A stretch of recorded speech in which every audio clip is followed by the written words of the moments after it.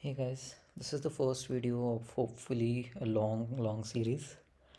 Uh, what I'm trying to achieve here with these videos is abstracting all the nuggets that I learn day by day throughout my experience as a software engineer. I want to condense them in short 5-10 minutes, sometimes longer videos. So we'll go with things together. I haven't prepared this is a raw version of what a software engineer does day by day, and we'll learn things together, right? So let's get started. Recently I came across uh, a library called MobX that has been used in our code base in the startup where I work. Haven't explored the library much yet, but since it's being used in a core feature of the product and I am adding an enhancement to it, I need to learn about it. So two ways that I generally go about it. A preferred way is going by the documentation, and the other way is going around YouTube, searching for the library and checking out videos related to it. So today we are going through the documentation. Uh, just reading along. What is MobX? It's a simple, scalable state management. So it's something along the lines of Redux. Redux is a state management tool. So is MobX. Let's see. We have the documentation here. We have sponsors, introduction. Anything that can be derived from the application state should be automatically. Okay. It's a battle tested library for state management. Simple and scalable by transparently applying functional relative programming. No idea what that means. Functional relative programming is a programming paradigm for reactive programming, asynchronous data flow programming using building blocks of functional programming map reduce filter. Okay, didn't get much of it. Let's keep reading. So it says straightforward, minimalistic with less boilerplate code, effortless and effortless optimal rendering. All the changes to and uses of data are tracked at runtime. I see. So the changes are tracked at runtime, building a dependency tree that captures all the relationship between state and output. From what I remember, React also has a dependency tree. That's for components, so I guess that's different. This guarantees that computations that are dependent on your state, like React components, run only when strictly needed. This There is no need to manually optimize components with error-prone and suboptimal techniques like memoization and selector. Okay, okay. Yeah, this has been a pain point in Redux. While using Redux, you have to use selectors everywhere and you have to memorize at times. So, okay, this library claims that it does all of that internally and you don't need to explicitly do that. Architectural freedom, it can be used with any UI framework, so it's not restricted to just React or Angular or any framework that you use. So let's see a quick example. Okay, they have given a React example. uh, cool. They have, so this is new, they have imported make auto observable and observer. Okay, and make auto observable is called in the constructor. Got it. Timer view. um, there's a button. On click of the button, the timer is reset, and this is reset. Seconds passed, and okay, nothing special here. Set interval, my timer dot increase. So every 1 second the timer is going to increase. Right. This is mostly a simple React code apart from this thing where in constructor it's calling auto observable. Let's see what that is doing. The observer wrapper around the time view React component. Timer view React component. Okay. Timer view. Where is the observer wrapper? Observer. Oh, I see. Okay, so the timer view is wrapped inside a observer. uh, Observer wrapper around timer view React component will automatically detect the dependence ren, detect the rendering depends on the I'm sorry, let's go over it again. The observer wrapper around timer view React component will automatically detect that rendering depends on the timer dot seconds passed observable. So timer dot seconds passed is a observable. I'm assuming it's because in the constructor we say make it auto observable, and even though this relationship is not explicitly defined. Okay, let's go through this again. Observer wrapper around the timer view. तो timer view के around this observer wrapper will automatically detect that rendering depends on timer dot second passed. So okay, since we have this in observer, wrapped in observer, React will know that the rendering of this component depends on timer dot second pass, even though nowhere are we saying that timer is depend like the in this component we haven't specified that re-render this when seconds pass changed, when seconds pass changes. Okay, the reactivity system will take care of re-rendering the component when precisely that field is updated into the future. There is the seconds passed field. Every event on click set interval invokes an action. My timer dot increase. My timer dot reset. See, on click does reset and set interval does increase. That updates the observable state. My timer dot seconds pass. The changes to the observable state are propagated precisely to all the computations and side effects timer view that depend on the changes being made. So side effects is in italics. I think this means something. I don't know what it does, but a gist of this looks like anytime this changes, the seconds pass field changes, the changes are propagated to all the components that are dependent. So anyone who is using this will be notified कि hey, seconds pass has changed, and they will update things accordingly. They have a picture here, conceptual picture. So in actions, update this observable state. When the observable state is updated, then notify the computed values. Computed values is not being touched upon yet in the code. Interesting. They haven't touched upon it, but I've seen a little of the code base in our system. Computed value, from that I am deriving that computed value is something that are calculated based upon this state. So let's say the state holds A and B, computed value can be something like A into B. So anytime this observable state changes, the computed value A into B will be calculated, and this will trigger side effects. Okay, side effects are things like render. Got it. So React render can be a side effect. And okay, and render can perform actions, right? So let's imagine a counter app where we have a button and clicking on plus increases the counter from 1 to 3. So the user interacts, provides the increment action, and then the whole loop continues. Got it. Getting started, resources, book, videos, credits. Okay, yeah.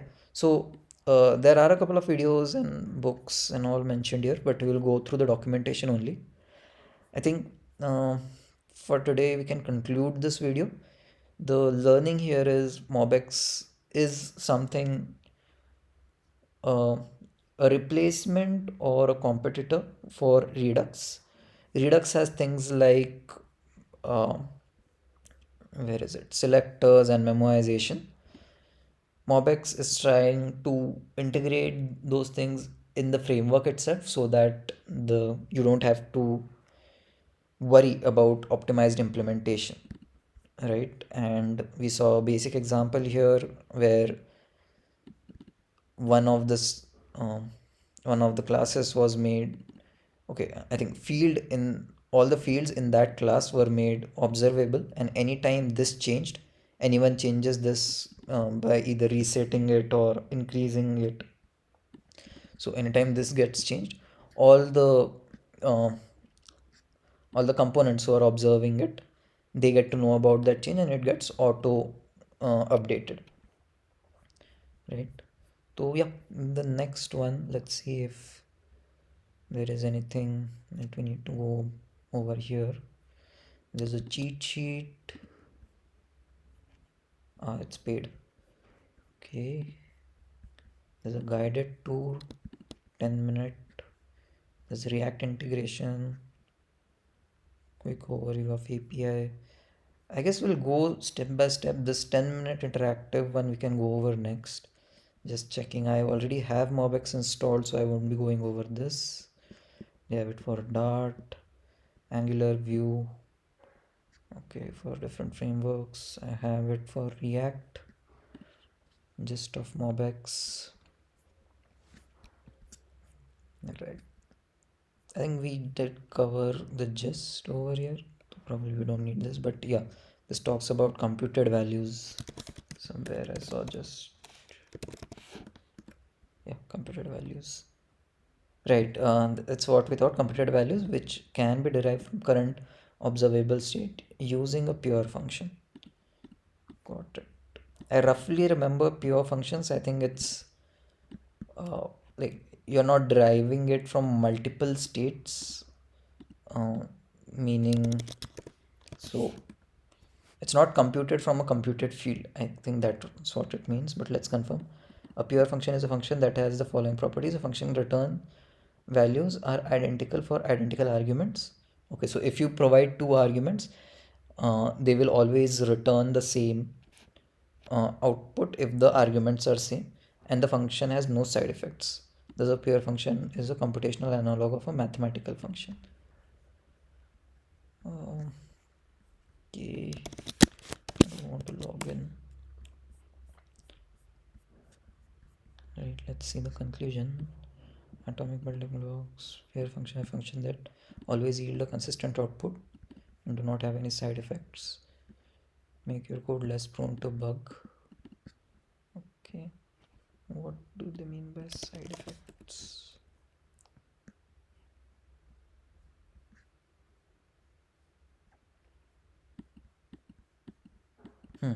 Okay, so they don't do complicated things like HTTP requests, changing any data, printing to the screen or console, using mat.random. Yeah, so if you use mat.random, every time you give an input, the output can be different. So a pure function would not do that. Got it. Okay. So let's see how ahead are we.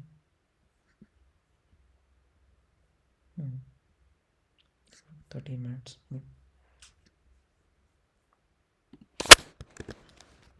Alright, we can go over the 10-minute introduction. MobX 10-minute introduction, simple, scalable, battle-tested state management solution. Let's go over the core idea. I think we covered this, but we'll quickly go over it. State is the heart of each application, and there is no way to create buggy and manageable application than by producing an inconsistent state, or state that is out of sync with local variables that linger around.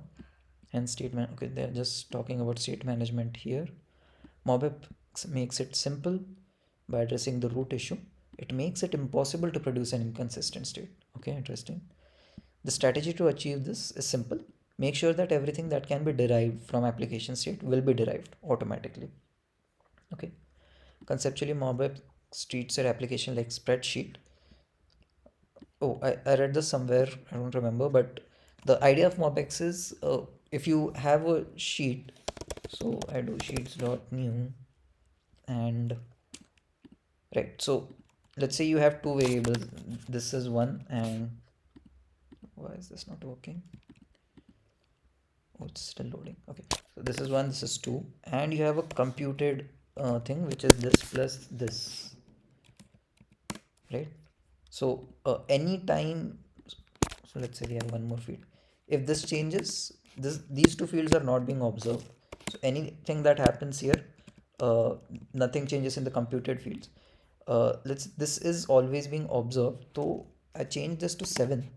It automatically updates this to 10, right? So this is a computed field in if we talk in terms of MobX. Anytime either of these two change, this gets updated automatically, right? So in that way they are saying that it's like a spreadsheet. So let's see what's this complex data graph, single source of truth. There's one state, it sends update to derivations and reactions. Derivations are computed values like the one we just saw in the spreadsheet. Rendering and serialization, not entirely sure what serialization means here.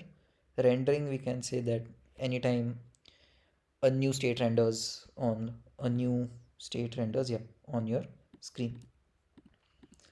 So these are derivations. Reactions are IO, DOM updates, and networking. Okay, network calls and stuff. Actions are event handlers, incoming WebSockets. So actions are performed which change the state, and once the state is changed, you do things like render, update your computed values, or network operations. DOM updates basically changing what you see on the DOM as well. IO and serialization, I'm not very sure of. Okay, I think we get the idea, so we can skip this.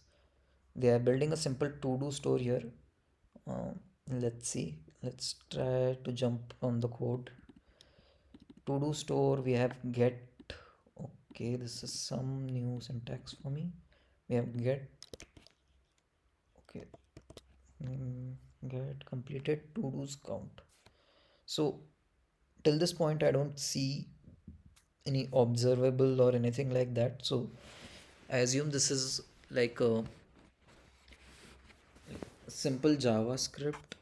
MobX is not included here, but let's run through the code. There's a to do array, and there's a function to get the completed to do count. It just filters and see which to dos are completed and gives the length for that. We have a report function. Report, what does it do? If there are no to dos, it returns none. If next to do, okay, next to do, it finds, how does it find next to do? Find to do dot completed false. Okay, so the first to do which is not completed, that's the next to do, and it returns next to do to be the next to do. If it exists, it returns next to do dot task, else it returns null. Progress will be completed to do count, which we get from here, divided by total, all the to dos. There's one more add to do which adds a new to do item. Okay, read on and press any button you encounter. Okay, there's no button yet. Just create a to do store instance with to do collection.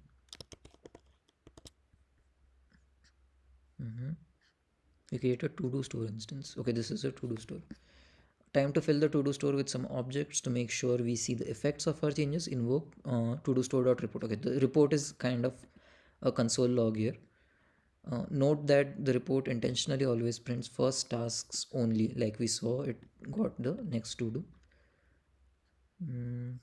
It makes the example bit artificial, but we will later on see it nicely demonstrate MobX dependency tracking. Okay, let's see. So running the code, next to do, what we did, we added a to do, we reported it, and it said next to do is the one that we just added, and the total is 1. None of the to dos are done yet. Then we added one more, so total increased. Then we completed one, so it says 1 of 2. Then we added a task for the first one. I see. So try MobX in your own project. Got it. So it said try MobX earlier. We changed it to say try MobX in your own project. Then we changed the first one and then reported again. Cool. Uh, Interesting. So first it changed try MobX in your own project. This I see has been updated here. The first one which was changed, Grok MobX tutorial, that has not been changed even when we did report. Okay. Why could that be?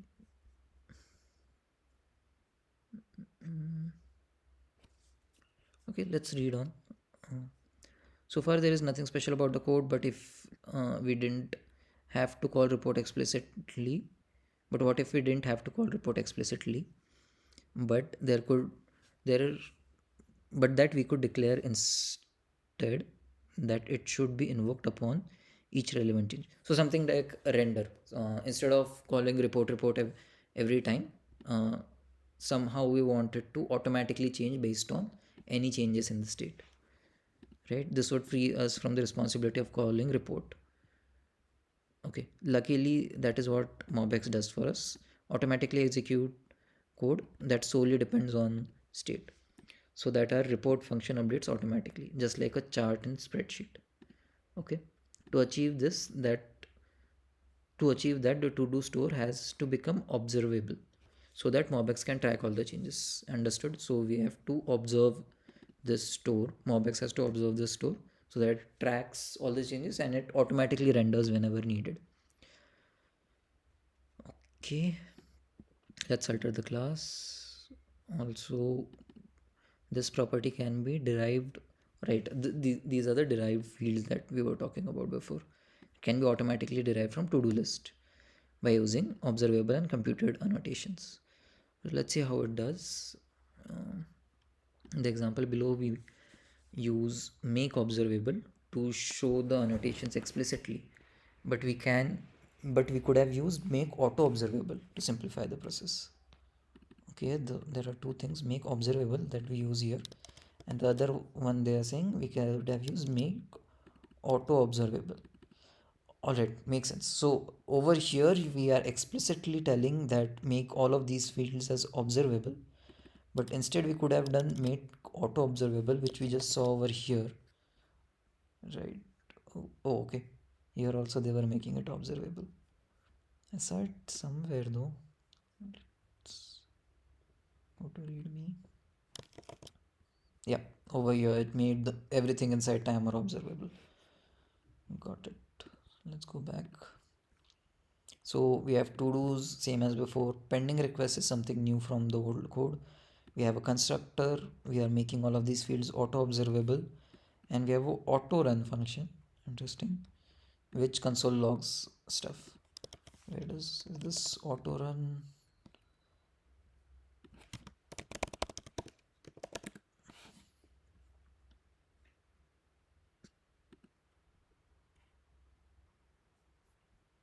Okay, let's see. Completed to do count. Completed to do count is computed. Okay, and the formula remains the same as before. We have report, which is looks more or less same as before, and we have add to do again same as before. So nothing is changing apart from making this make observable and adding this pending requests variable, which is also observable. Okay, that's it. We have marked some properties observable to signal MobX that these will be changed. The computations are decorated with computed to identify that these can be derived from state and cache as long as no underlying state is changed. Okay, if nothing changes, they can be derived from cache. If the state changes, they will be computed. Okay, the pending requests and assigning attributes are not used so far. Okay, but will be used later. Okay, now here, okay, now if we notice from before, we got rid of all this report calls. So we just add a complete one and change it twice. Right, let's run the code. Yep, it's running. Still, it's not updating the last one. It's interesting. I don't know why it's not, but oh, it's already trying to update already completed field. Got it. Take him. Let's see if they give an explanation later. The report did not print automatically synchronously without taking intermediate. Did print automatically. Yeah. If you investigate the log, fifth line. Okay, finally. Fifth line didn't result in a new log line because the report did not actually change as a result of rename. Although the backing data did. On the other hand, changing the name of first to do did update since the name is actively used in report. Oh, damn. This is interesting. So it says in report, whenever we are printing it, it prints the first to do that is not yet completed. Now, since this is updating something that was already completed, and the our report function is not supposed to print it. So MobX is smart enough to know कि hey, okay, this is updated, but my report does not require it, so it won't call report altogether. This is amazing. Nice. Okay. Got it. Let's move ahead.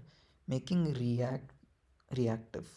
Uh, okay, I'll just skim through this and see if there isn't any new syntax that we should go over. So observer we already saw. This again is made observer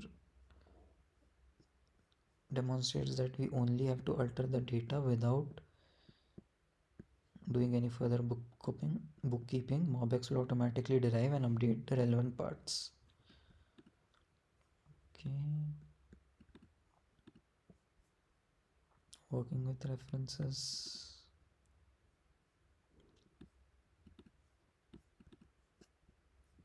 Synchronous action and conclusion. Okay, we can go over these tomorrow as these might be important. So we'll start again tomorrow from becoming reactive.